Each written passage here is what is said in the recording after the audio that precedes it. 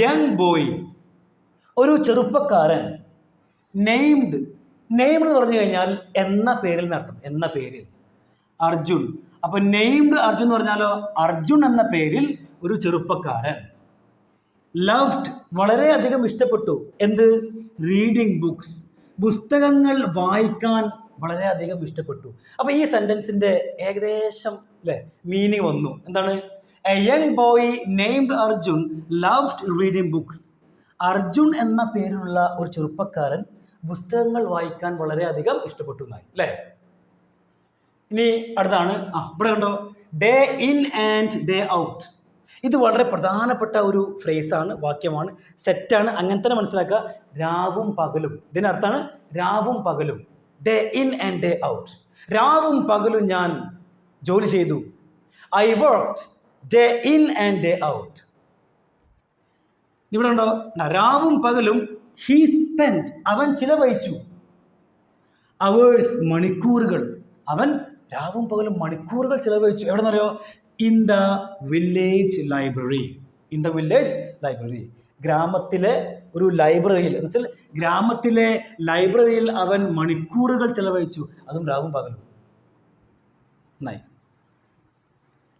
അപ്പോൾ അത് ക്ലിയർ ആയി. ഇനി അടുത്താണ് അവിടെ കണ്ടോ, from his point of view.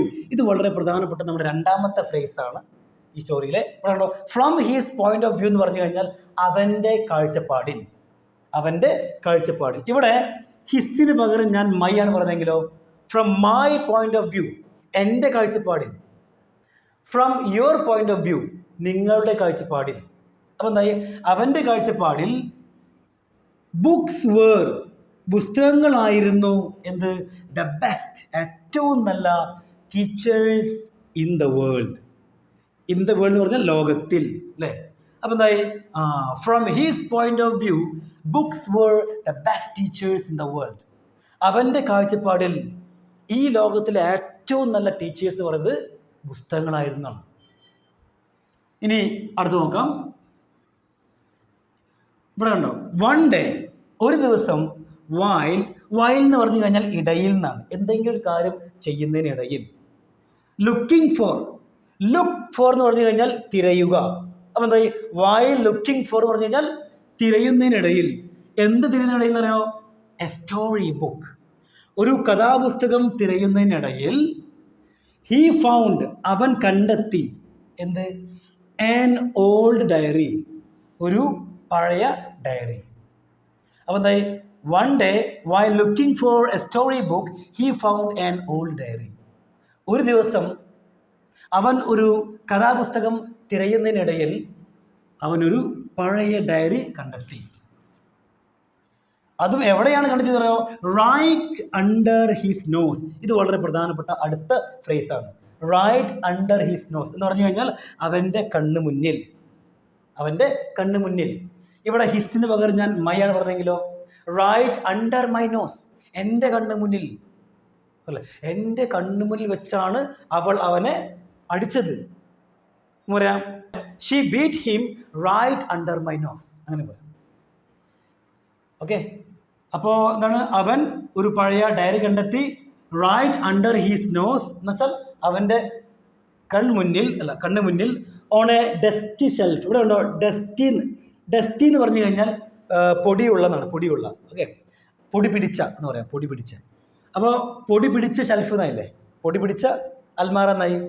കണ്ണ് മുന്നിൽ പൊടി പിടിച്ച അൽമാറയിൽ അവരെന്ത് കണ്ടെത്തി? ഒരു പഴയ ഡയറി കണ്ടെത്തി എന്നായി. ഇനി അടുത്താണ് ദ ഡയറി കണ്ടെയ്ൻഡ് എന്ന് പറഞ്ഞാൽ ഉണ്ടായിരുന്നു. അപ്പോൾ ദ ഡയറി കണ്ടെയ്ൻഡ് എന്ന് പറഞ്ഞാലോ, ആ ഡയറിയിൽ ഉണ്ടായിരുന്നു എന്തെന്ന് പറയുമോ?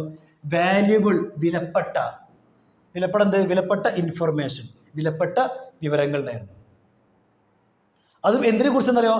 അബൌട്ട്, കുറിച്ച്, എ ഹിഡൻ മറഞ്ഞിരിക്കുന്ന. എന്താണ്?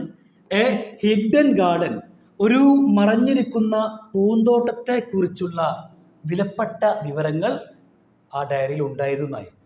ഓക്കെ. നിയർ ദ വില്ലേജ് എന്താണ്? ഗ്രാമത്തിൻ്റെ അടുത്തുനിന്നായി. അപ്പോൾ ഗ്രാമത്തിൻ്റെ അടുത്തുള്ള മറഞ്ഞിരിക്കുന്ന പൂന്തോട്ടത്തെ കുറിച്ചുള്ള വിലപ്പെട്ട വിവരങ്ങൾ ആ ഡയറിയിൽ ഉണ്ടായിരുന്നതായി.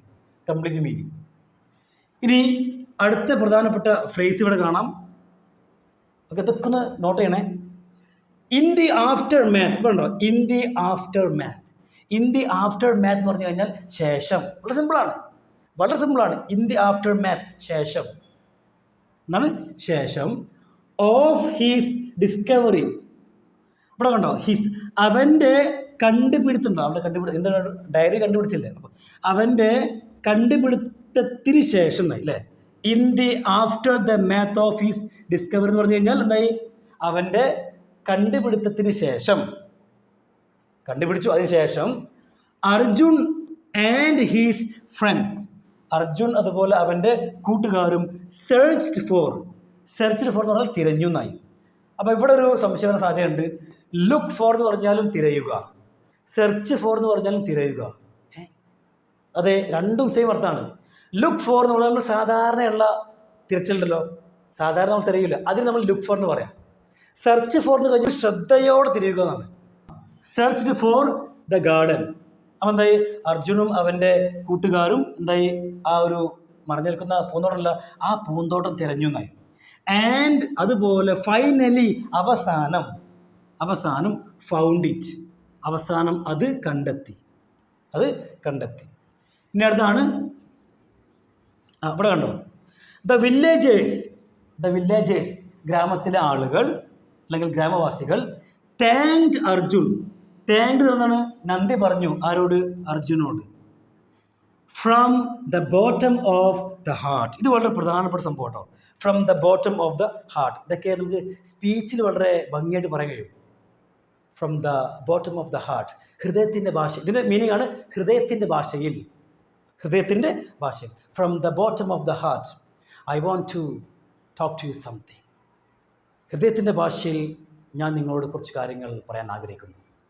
ഇവിടെ ദാക്ക് പകരം നമ്മൾ മൈ ചേർക്കുകയാണെങ്കിലോ, from the bottom of my heart, അതായി എൻ്റെ ഹൃദയത്തിൻ്റെ ഭാഷയിൽ നിന്നായി. ഓക്കെ, അപ്പോൾ ഹൃദയത്തിൻ്റെ ഭാഷയിൽ അവിടുത്തെ വില്ലേജ് വാസികൾ എന്ന് വെച്ചാൽ ഗ്രാമത്തിലെ ആളുകൾ എന്തായി? അർജുനോട് നന്ദി പറഞ്ഞു എന്നായി.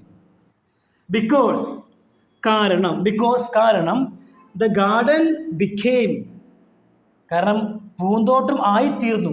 ബിക്കേം ആയിരുന്നല്ലേ, പൂന്തോട്ടം ആയിത്തീർന്നു. എന്തായിരുന്നു? ഒരു ബ്യൂട്ടിഫുൾ, മനോഹരമായ പ്ലേസ്. ആ പൂന്തോട്ടം ഒരു മനോഹരമായ സ്ഥലമായിത്തീർന്നു. ഇനി പ്ലേസ് ഫോർ എവ്രി വൺ അല്ലേ, എല്ലാവർക്കും. അപ്പം എല്ലാവർക്കും ആ ഒരു പൂന്തോട്ടം വളരെ മനോഹരമായ സ്ഥലമായി. ടു എൻജോയ്, ആസ്വദിക്കാൻ. അപ്പം എല്ലാവർക്കും ആസ്വദിക്കാൻ വേണ്ടി ആ ഒരു പൂന്തോട്ടം വളരെ മനോഹരമായ പ്ലേസായി മാറിയെന്നാണ്. ഹീ ഫെൽറ്റ്, അവന് തോന്നി എന്ത്? പ്രൗഡ്, അവന് അഭിമാനം തോന്നി. ആൻഡ് ഹാപ്പി, സന്തോഷവും. അപ്പം അവന് അഭിമാനവും സന്തോഷവും തോന്നി. നമ്മൾ ഇന്ന് പഠിച്ച ഈ പ്രധാനപ്പെട്ട എല്ലാ ഫ്രേസുകളും, ഈ മഞ്ഞ നിറത്തിൽ കാണുന്ന എല്ലാ ഫ്രേസുകളും നമ്മുടെ സ്പോക്കൺ ഇംഗ്ലീഷ് ബൂസ്റ്റർ എന്ന് പറയുന്ന ബുക്കിൽ പേജ് നമ്പർ 21 ഉണ്ട്. ഓക്കെ, അപ്പോൾ അത് ഓപ്പൺ ചെയ്യുക, എന്നിട്ടത് വായിക്കാം. Now you can take A screenshot. അപ്പോൾ സ്ക്രീൻഷോട്ട് നിങ്ങൾ എടുത്തു എന്ന് ഞാൻ വിചാരിക്കുന്നു. നിങ്ങൾ എടുത്ത ആ ഒരു സ്ക്രീൻഷോട്ട് ഉണ്ടല്ലോ, അത് നിങ്ങൾ എന്ത് ചെയ്യണം? സ്വയം അർത്ഥം വെക്കണം. നിങ്ങൾ ഫ്രീ ടൈമിൽ വായിക്കുക, അർത്ഥം വെക്കുക. അങ്ങനെ തന്നെ ഒരുപാട് ചെയ്യുമ്പോൾ എല്ലാം എന്താവും? പെർഫെക്റ്റ് ആവും. Thank you everyone.